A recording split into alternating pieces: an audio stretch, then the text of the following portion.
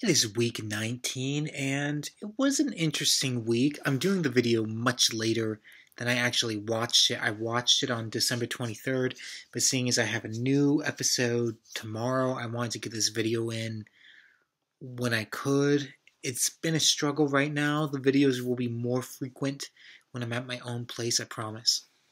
But, yeah, this episode was okay. We had a whole sequence of flashbacks to Crystal and Blake's relationship, and I'll be honest, I didn't recognize some of them.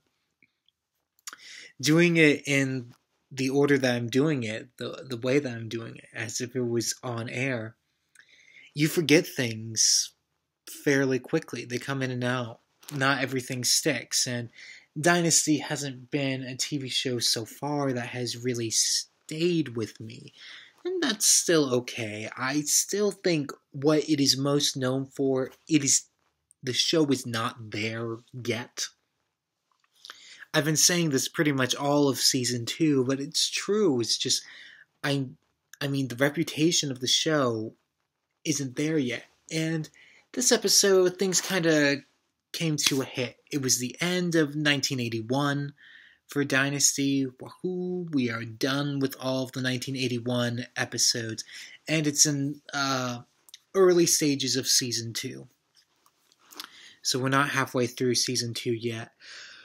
It was I mean, the episode title, "The Miscarriage," says it all.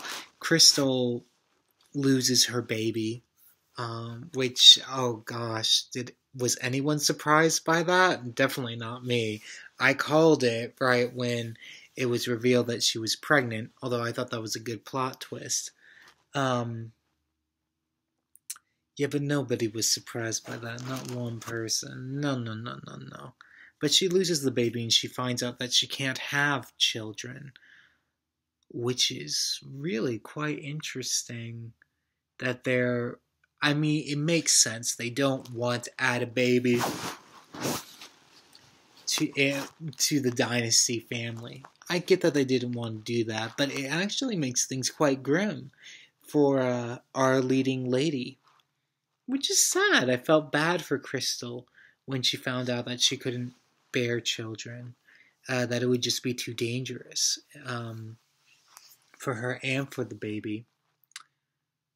I can't remember really anything that Alexis did this episode. This is interesting doing the review so far away from when I actually viewed the episode. The big thing I do remember is that Steven, for some reason, becomes infatuated with the idea of being married to Claudia. And Claudia tells him no. And this was something that even the episode description on the DVD case got wrong.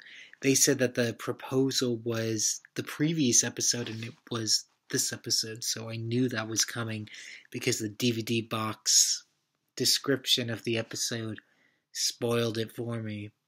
I read the episode descriptions after I've seen the episode to remind me of it before I get into these reviews. I thought that was an interesting twist. I didn't think it made sense that she says, "I'm still in love with my husband."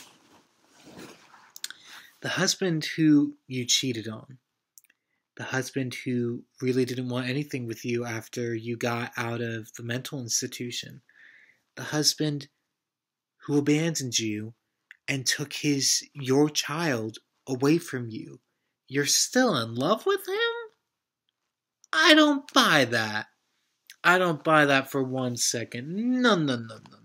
Shame. Fallon's still doing affairs, and Fallon's husband, Jeff, ends up quitting Colby Company, and he ends up joining the Carringtons. That's pretty much it for this episode.